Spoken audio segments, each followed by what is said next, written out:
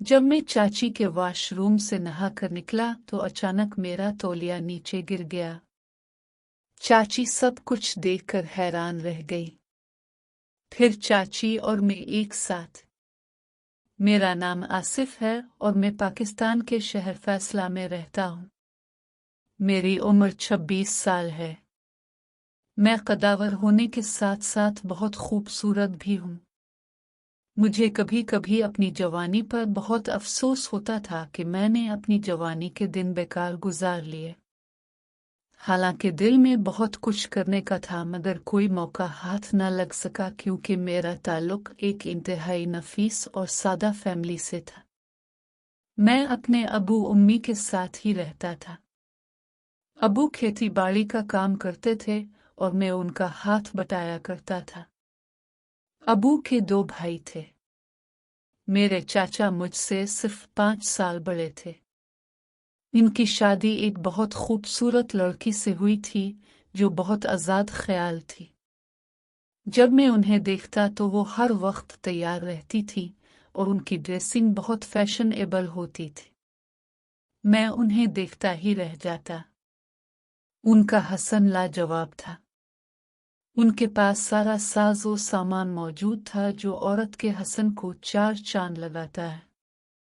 उनका ज़हन था कि जब अल्लाह ने हसन दिया है तो उसे छुपा कर रखने का कोई फायदा नहीं।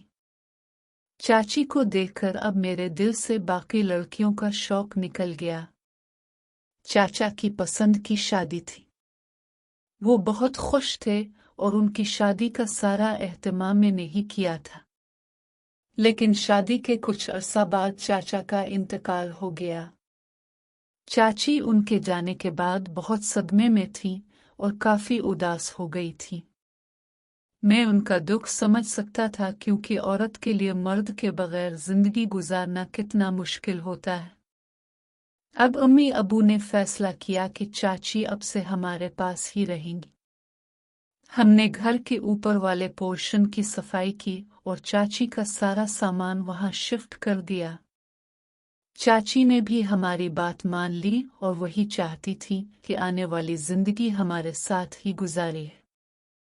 चाची ऊपर वाले पोर्शन में शिफ्ट हो गई। मेरी पूरी कोशिश होती कि चाची को हर तरह से खुश रख सकूं और उनके चेहरे पर मुस्कुराहट ला सकूं। आहिस्ता आहिस्ता उनकी मुस्कुराहट वापस आने लगी। मैं कभी कभी सोचता कि चाची अपने शौहर के बगैर इस तरह कैसे जिंदगी गुजार रही है। उनकी जरूरत पूरी नहीं हो रही थी और उनकी तलब भी अधूरी थी। लेकिन मैं सोचता कि शायद चाची सब्र से काम लेती होंगी। एक दिन मैं नहाने की तैयारी कर रहा था कि अचानक पानी खत्म हो गया। मैं परेशान हो गया क्योंकि मुझे काम पर जाना था। फिर मुझे याद आया कि चाची के रूम के वॉशरूम में मोटर का बटन है। मैंने चाची को अपनी परेशानी बताई तो उन्होंने कहा कि कोई मसला नहीं, तुम वहां नहा सकते हो। मैं तौलिया लपेटकर ऊपर चला गया। वॉशरूम का लॉक खराब था। चाची के रूम का लॉक भी नहीं था। मैंने जल्दी जल्दी नहाकर बाहर निकला तो चाची बाहर से अंदर आ गई। मैं शर्म से निगाहें नीचे कर ली, लेकिन चाची का रिएक्शन कुछ और ही था। वो मुझे तौलिया में देखकर हंस पड़ी और मेरी तारीफ करने लगे कि बहुत जबरदस्त बॉडी है तुम्हारी। अचानक मेरा तौलिया खुलकर जमीन पर गिर गया।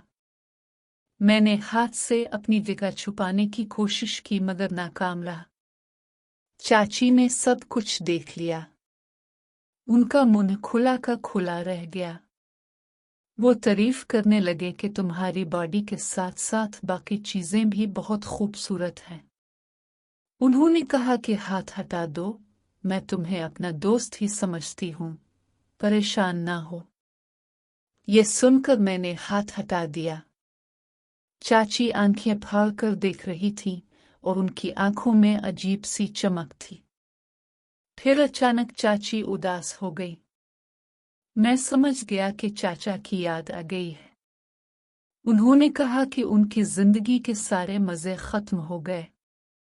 मैंने दोबारा तौलिया से खुद को छुपाने की कोशिश की, मगर चाची ने तौलिया मुझसे ले लिया।